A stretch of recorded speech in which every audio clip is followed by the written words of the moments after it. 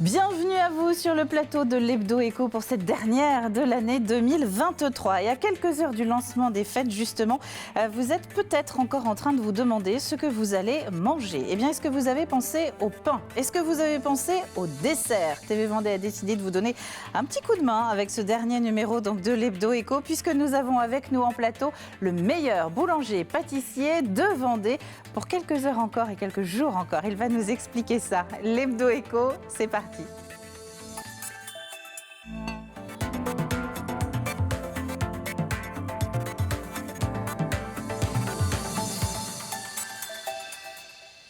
Et cet invité auréolé de tout plein de trophées, c'est Alexandre Bourmeau. Bonjour Alexandre. Bonjour. Bienvenue sur le plateau Merci. de l'Hebdo Éco. Vous êtes artisan boulanger-pâtissier du côté de Loie, qui est une commune déléguée des Sarres-en-Bocage. Exactement. Et donc on va parler ensemble dans quelques instants de cette année, de ces années couronnées donc, de trophées. Vous nous raconterez un petit peu comment ça se passe dans les coulisses de votre boulangerie. En face de vous, Valérie Gourmel. Bonjour Valérie. Bonjour. Ça va? Bonjour Caroline, bonjour. Pour cette dernière de l'année? Très bien, très bien. Vous nous prévoyez une carte blanche gourmande, j'ai cru comprendre. Certainement, oui, tout à fait. On va parler Réserve des boulangerie. surprises. Avant de développer tout ça, je vous propose de commencer, comme d'habitude, avec les actus qui ont retenu notre attention, actus économiques en Vendée de ces derniers jours. Et on va commencer avec ce couperet, vous en avez sans doute entendu parler, qui est tombé en début de semaine chez nos voisins de Loire-Atlantique. Le préfet a interdit la vente d'une partie des huîtres élevées dans le nord de la baie de Bourgneuf. Un rappel de ces coquillages déjà vendus a aussi été lancé dans toute la France. Une interdiction suite à la détection d'un taux élevé de norovirus, un agent infectieux à l'origine de gastro-entérite très aiguë. Et si nous en parlons, c'est parce qu'une quinzaine d'ostréiculteurs du Nord-Vendée ont des parcs dans cette zone qui est concernée.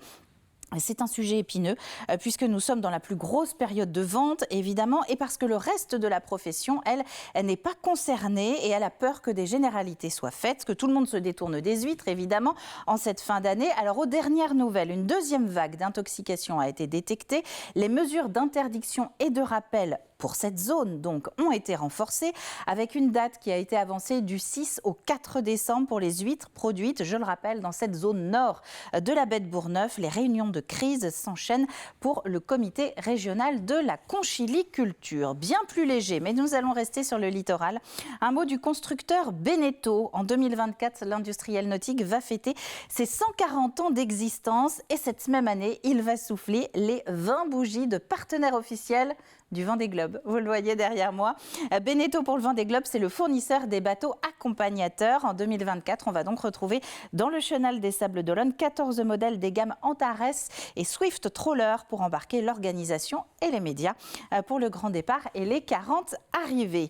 Un mot de la Cavac aussi aujourd'hui qui tenait il y a quelques jours son assemblée générale. 4500 exploitations. Ils sont actuellement adhérentes à la Cavac, à Exploitation de Vendée et de quelques départements limitrophes. De nouvelles coopératives fusionnent avec le groupe la CEVAP pour les veaux et Val-de-Sèvres pour les canards gras. Pour le reste, la coopérative termine une année chahutée avec l'explosion des prix des matières premières. On va y revenir aussi sans doute dans quelques instants. L'influenza aviaire, la guerre en Ukraine ou encore la sécheresse. La Cavac parle cependant de bilan positif. Ce sont plutôt les prochaines récoltes qui l'inquiètent à cause des fortes pluies de l'automne et des semis qui ont été réalisés dans de mauvaises conditions. Et puis rapidement, on termine avec ces quelques images d'une nouvelle adresse possible si vous cherchez à vous implanter du côté de Terre de Montaigu. La communauté de communes a officialisé une nouvelle zone d'activité à la Guyonnière. C'est en fait l'extension de la Croix-Boiseau qui sont terminées. 2,5 hectares supplémentaires disponibles à la cession. Sa vocation, accueillir des entreprises artisanales ayant une clientèle de proximité. Et la transition est toute trouvée avec notre invité du jour. Nous allons passer d'un artisan à un autre. Alors Alexandre, je disais que votre entreprise, à vous, elle est implantée sur la commune déléguée de Loie. Est-ce que vous pouvez nous présenter un petit peu Aux Délices d'Alex? Vous êtes combien à y travailler, par exemple? Du coup, Aux Délices d'Alex, ça fait 7 ans qu'on est installés, avec moi et ma femme. Du coup, on a commencé que tous les deux, il y a 7 ans. Et puis voilà, de fil en années, ça a bien marché, tout ça. Et puis maintenant, on est 10 actuellement à la boulangerie. En 7 ans, vous êtes passé de 2 à 10? Ouais. Voilà. Donc ça répondait à des besoins croissants. Oui, c'est ça. Oui, sans mauvais jeu de mots, Croissant, oui. tradition, le flan, le fameux flan. Alors ça, c'est ce qui a fait effectivement votre renommée, puisque vous êtes un habitué des trophées. Et pour la deuxième et dernière année, c'est ce que vous nous disiez, un petit peu triste là, il y a quelques instants, vous êtes donc le détenteur du trophée du meilleur artisan boulanger-pâtissier de Vendée. Alors il y a un an, je vous demandais sur le plateau de la matinale de TV Vendée si ça vous mettait pas trop de pression sur les épaules. Qu'est-ce qu'il en est aujourd'hui ? Non, bah après, c'est vrai que là, de l'avoir une deuxième année consécutive, c'est vrai que ça permet de voir qu'on est toujours dans les clous au niveau des concours. Puis c'est vrai que pour la clientèle, c'est bien, ça veut dire qu'ils ont une bonne boulangerie chez nous, quoi. Et après, voilà, maintenant, là, ça fait déjà 2 ans. Ils ne pensaient pas que quelqu'un allait gagner 2 ans d'affilée. Donc là, je laisse ma place aux autres et puis je vais continuer un petit peu les concours, mais je vais un peu me calmer, quoi. Ça répond à quoi comme type de critères justement pour l'obtenir, ce trophée ? Alors en fait, c'est un cumul de points à l'année. Donc par exemple, en janvier, il y a les galettes, au mois de mars, il y a la tradition, le croissant. Et en fait, par rapport aux médailles, genre médaille d'or, c'est 50 points, argent, c'est 40, bronze, c'est 30. Et du coup, à la fin de l'année, on a un cumul de points. Et en fait, celui-là qui a le plus de points, il récupère le trophée du meilleur artisan de Vendée. Et c'est du contrôle continu, un petit peu comme à l'école alors ? Voilà, c'est ça, exactement. Ça ne sanctionne pas une seule épreuve ? Non, c'est sur toute l'année. Comme ça permet vraiment de voir si on est bien régulé dans nos produits ou par exemple, il y a certaines boulangeries qui sont bons, par exemple sur la brioche ou d'autres sur la tradition. Là, nous, on est complexe dans tous les domaines. Est-ce que ça apporte des clients, ce genre de récompense ? Oui. En fait, je pense que le fait d'avoir beaucoup de récompenses et puis que moi et ma femme, on est vraiment au taquet à la boulangerie, sur tous les clous, c'est vrai que c'est ce qui a fait la renommée, la renommée de la boulangerie, quoi. Parce que, par exemple, je vous donne un exemple, quand on a gagné le flan la première année, au magasin, on passait 10 parts par jour et après, on est passé à 60 parts par jour. Voilà. Vous l'aviez anticipé, ça ? Parce qu'il faut pouvoir assurer à la vente. Oui, parce qu'on s'est fait avoir sur une première fois et après, on s'est dit, il n'y aura pas de deuxième fois, on se fait avoir. Bon, il y a toujours des manquants parce qu'on en fait quand même pas mal. Mais après, on ne peut pas fournir. On n'est qu'une petite entreprise aussi. Et on n'a pas non plus du matériel adapté pour produire en grosse quantité. Mais ça fait déplacer beaucoup de monde. Il y a des gens des Sables d'Olonne qui sont venus, de Fontenay-le-Comte. Donc qui ont fait le trajet des Sables de Fontenay jusqu'à Essart-en-Bocage et qui vous le disent alors ? Oui, c'est ça. J'ai même quelques photos avec des clients qui ont fait le déplacement, tout ça. C'est impressionnant, quoi. Valérie, on a une star en plateau. N'est-ce pas Alors, je le savais, je suis cliente. Petite anecdote. Voilà, je suis cliente et effectivement, je peux attester, je dirais, qu'ils font d'excellents produits. Effectivement, et ça ne m'étonne pas que les gens viennent de loin pour consommer. Merci. Voilà. Alors oui, parce qu'on s'est rendu compte en préparant l'émission, il faut le savoir, que Valérie faisait un petit détour au moment des confinements, c'est ça, exprès pour aller aux délices d'Alex. Alors, il y a ces trophées qui dépendent de la fédération départementale de la boulangerie, mais vous avez aussi participé à une émission de télé, la meilleure boulangerie de France. On termine comment devant les caméras d'M6 ? Vous avez postulé là aussi ? Non, pas du tout. En fait, je pense qu'ils prennent par rapport à un petit peu la réputation des boulangeries, en fait. Si on est suivi un peu sur les réseaux ou avec les concours, en fait, c'est pas les clients qui inscrivent, c'est pas nous non plus. En fait, ils nous envoient un mail. Nous, ça nous était tombé dessus par hasard. On a reçu un mail, voulez-vous participer à l'émission, tout ça. Parce qu'en fait, cette année-là, en fait, j'ai mon jeune qui était en apprentissage, qui a fini meilleur apprenti de France. Donc, du coup, ça a un peu parlé, tout ça. Et après, en fait, ils nous contactent. Après, on dit soit oui, soit non. Et puis après, voilà, quoi. Et puis vous êtes aussi très actif sur les réseaux sociaux, sur votre page Facebook de la boulangerie, vous mettez beaucoup votre travail en avant. Ça compte aussi, ça fait partie, vous pensez, de votre succès, cette visibilité ? Je pense que les gens, ils ont besoin de voir un peu comment on s'organise en entreprise. Même, je sais quand on met des photos de nous avec le pain, tout ça, ou même les nouveautés, c'est vrai que les gens, ils aiment bien. Mais il faut, quand même. Ça fait vendre des produits qu'on expose sur Facebook ou sur Instagram, qu'habituellement, ils ne les voient pas trop. Quand on les met directement dessus, on les vend plus facilement. Ce qui est intéressant, c'est qu'on pourrait croire qu'un commerce de bouche aussi commun qu'une boulangerie ait des répercussions à s'exposer sur les réseaux sociaux. Il y a aussi un enjeu pour vous. Vous arrivez à chiffrer votre participation, par exemple, à l'émission de télé du meilleur boulanger ou alors ces trophées-là ? À peu près, on va dire que ça amène un peu 30% en plus sur le mois. Ce qui n'est pas négligeable. Non, c'est pas négligeable, oui. Après, c'est qu'il faut fournir derrière.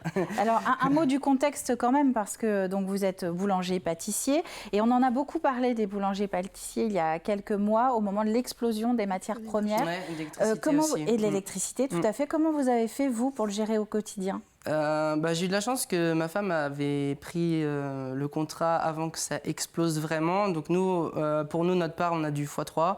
J'ai des collègues qui ont x5, x10. Donc il y en a quand même pas mal qui ont fermé sur la Vendée, en boulangerie, des petites boulangeries. Il y en a quand même, je crois, 5 ou 6 qui ont fermé. Malheureusement, on était obligé d'augmenter nos prix. Après, je pense qu'on fait des bons produits, tout ça, les gens ils sont compréhensibles. Donc voilà, de toute façon, on n'a pas le choix. Les habitués sont toujours au rendez-vous. Oui, voilà, non, on n'a pas eu de... Je pense que quand on fait des bons produits, les gens y reviennent. Et puis, si on met 10 centimes ou 20 centimes plus cher, ils sont prêts à faire l'effort si la qualité est derrière. Et en cette fin 2023, vous arrivez à retrouver des charges concernant vos matières premières, par exemple, un petit peu plus raisonnables, ou on reste toujours sur une tendance à la hausse ? En fait, il y a une explosion l'année dernière, au mois de septembre. Après, d'où on ne sait pas vraiment, parce qu'ils nous disent certaines choses, mais on ne sait pas vraiment. Et là, ça a redescendu quand même un peu. Là, je sais qu'on arrive aux galettes, le beurre, il commence à augmenter. Genre, en 2 semaines, il a pris 1 €. Voilà, au kilo. On demande pourquoi et ils nous disent ils ne savent pas. Donc, je pense que c'est un peu... Donc, vous êtes encore très lié aux aléas de l'actualité et le prix des galettes va peut-être s'en ressentir pour que vous puissiez vous en sortir. Oui, là, c'est ça. Valérie, vous, ce qui vous a inspiré quand je vous ai dit qu'on allait avoir le meilleur boulanger-pâtissier sur le plateau du département, moi je précise quand même, c'est que vous êtes dit que c'était le moment de redire combien on a de la chance de bien manger avec nos petits commerçants. Tout à fait. Alors c'est un patrimoine français, hein, donc c'est aussi tous ces métiers de bouche, c'est le patrimoine du vivant et je pense qu'il faut le mettre en lumière. On a beaucoup de chance, la gastronomie française est renommée et je crois qu'il faut qu'on soit fiers de ces talents que l'on a, mais aussi fiers de ces métiers qui sont vecteurs de passion et c'est pas par hasard quand vous voyez qu'il y a un prix, j'irai parce que vous avez choisi de concourir, mais quand on apprend que votre apprenti aussi a eu un prix, ça veut dire que non seulement vous avez du talent, mais que vous savez le faire passer. C'est-à-dire que vous savez aussi former des personnes, parce que c'est pas simple de savoir former. Et c'est vrai que ça, c'est important.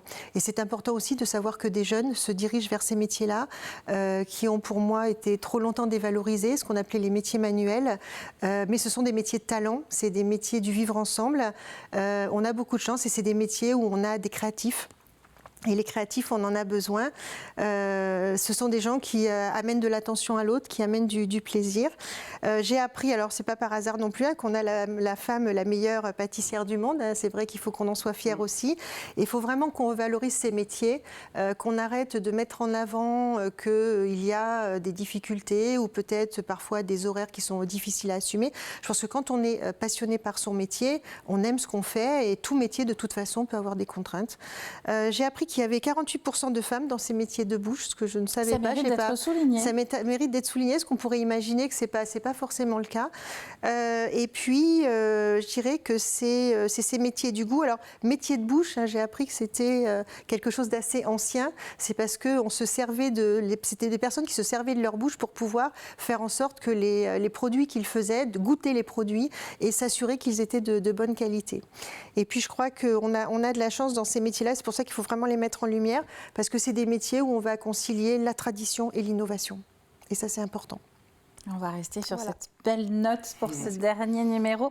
Merci Alexandre Bourmeau d'être venu sur le plateau aux Délices d'Alex. C'est donc votre commerce, votre boulangerie. C'est du côté de la commune déléguée de Loie sur Essart-en-Bocage. Valérie, on se retrouve l'année prochaine. C'est ce que j'ai dit à vos prédécesseurs sur les 15 derniers jours. Voilà. Merci à vous d'avoir été au rendez-vous pour ce dernier numéro de l'Hebdo Éco pour l'année 2023. On va se retrouver à partir, je l'ai noté sur mon petit pense-bête, le 12 janvier pour le prochain numéro. On a déjà quelques sujets qui sont calés. On va parler triple comptabilité à la rentrée. On va parler immobilier aussi. Et là, je vois Valérie qui opine du chef, qui me dit « Ah oui, il y a plein de trucs à dire. » Ben oui, il y a plein de choses à dire. Ce sera justement au menu des prochains Hebdo Éco. D'ici là, passez de très bonnes fêtes, évidemment, que ce soit en Vendée ou ailleurs, avec vos proches. C'est tout ce que je peux vous souhaiter. L'émission elle est disponible sur le replay de tvvendée.fr, rubrique Actu, ainsi que sur la page LinkedIn de TV Vendée. Très bonne fête à tous et à bientôt.